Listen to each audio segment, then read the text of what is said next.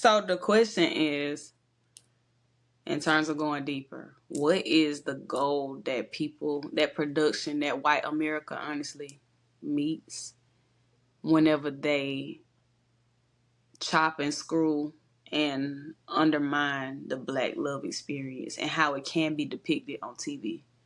Hunger Games, the first movie, President Snow as Seneca Crane. Y'all probably think the shooters are just nerdy poos. Let me tell you something. We watched I love the Hunger Games. Shoulda watched it, and she read the books. But we love Harry Potter, Twilight. I mean, we're layered. But um, President Snow as Seneca Crane, who was the game maker at that time. Why do we have a winner? Excuse me? Why do we have a winner? Like, if we just wanted to deter them from having an uprising, why? What, we can just round up 24 people at random and execute them right now. So why do we have a winner? He says it's to give them hope. A little bit of hope is effective.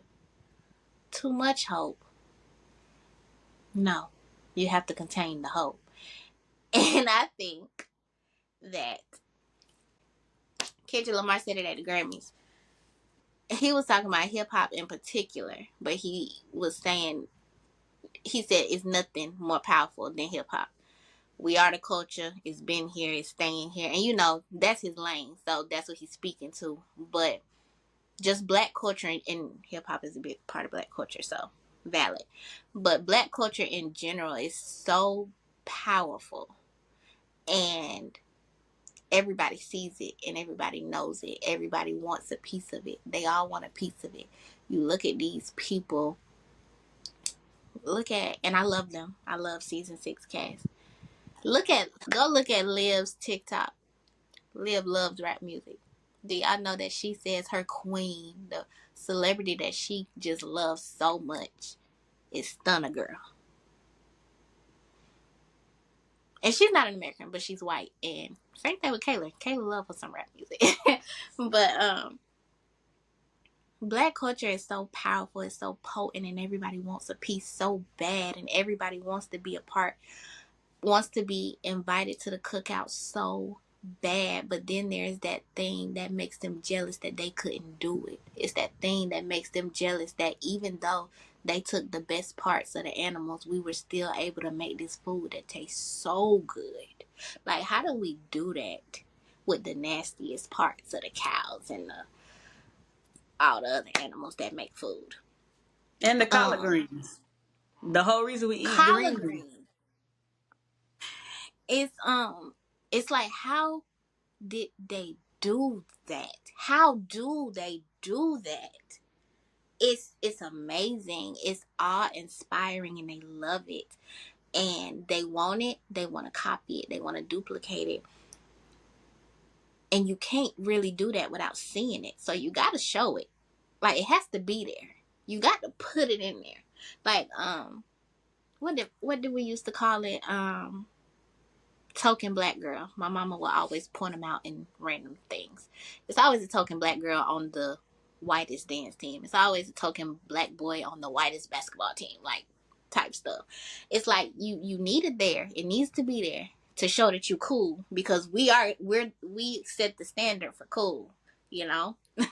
But it not too much though.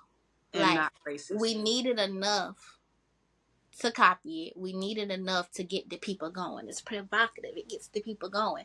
We needed to show it enough to get the people going, but not enough to where they forget who runs the world, who runs the show, who runs the villa. Like, a little bit of black is effective, but too much causes a problem. They need to contain it. They have to contain it, because when you don't, you end up with Cordell and Serena running the world. They still getting Love Island themed sponsorships, you know? And it's like, with President Snow, he couldn't kill Katniss and Peter that year. because they cracked the code and the public loved them. They can't kill Serena and Cordell. You can't do it because there would be an uprising. But we not finna let that like we not finna keep doing that though. Make no mistake about it. Y'all love Shelly a little bit too much. Let's, you know, do what we need to do here.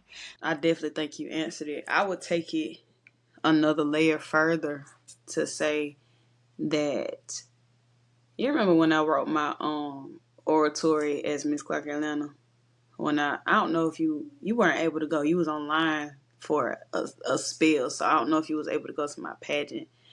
But I wrote my oratory about just the long reaches of slavery and the psychological effects of slavery, and how and I broke down the relationships, like how women were more or less groomed to be self-sufficient and to be on the I don't need no man type stuff from days of slavery, because they had witnessed their husbands, partners, father of their children, leader of their household slaughtered and murdered before them, or were raped in front of them. And I did take it down in my oratory because it was the point I was trying to make.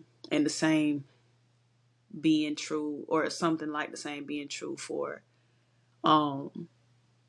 black men, and how slavery and the effects of slavery kind of cultivated a man who would not be present in the home. Because what do you do when your innate nature is to protect and defend, and you get ready to raise your voice about how a slave owner is treating your wife or treating your child, and I don't know, they assault your wife in front of you, or they hang your offspring, or they do something gruesome to you in front of them.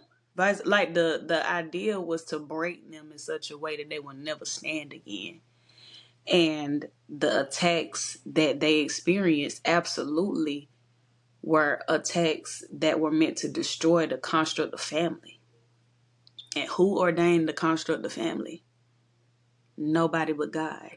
And it's like we miss that, I think, when we get so caught up in who likes me, how many women can I get, or how many men can I get, and da da da da.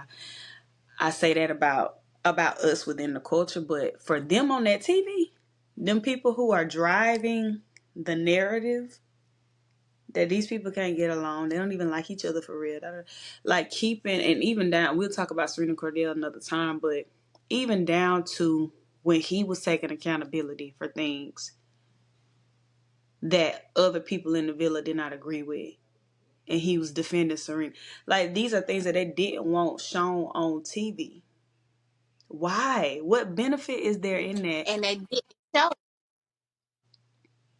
they didn't show it. But what ended up cracking through, and while we knew he wasn't up there listening to it, what they couldn't do is find one piece of footage where he affirmed anything any of them boys was saying when they was down talking. What they decided not to do was put in any of his defense, but they couldn't skew that. They were Katniss and Peeta. And that season, I think we end up, I mean, the more we talk about it in analytical terms, or just from an analytical place, that season shows the power of black love. That season shows the like potency of it. It's far reaching, it's encouraging, it's inspiring. And God forbid that there be more people in the world that want to be in love and that want to be selfish with their person.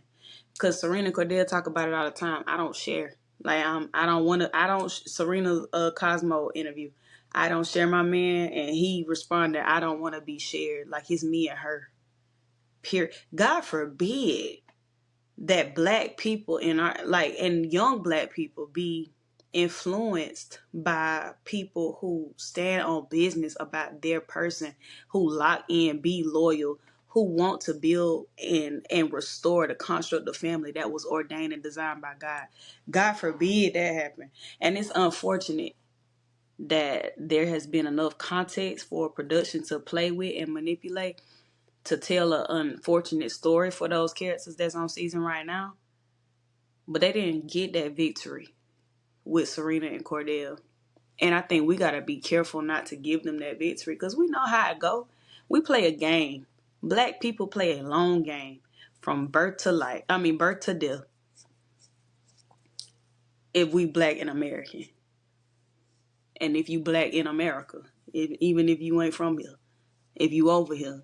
We play a long game until Jesus come back.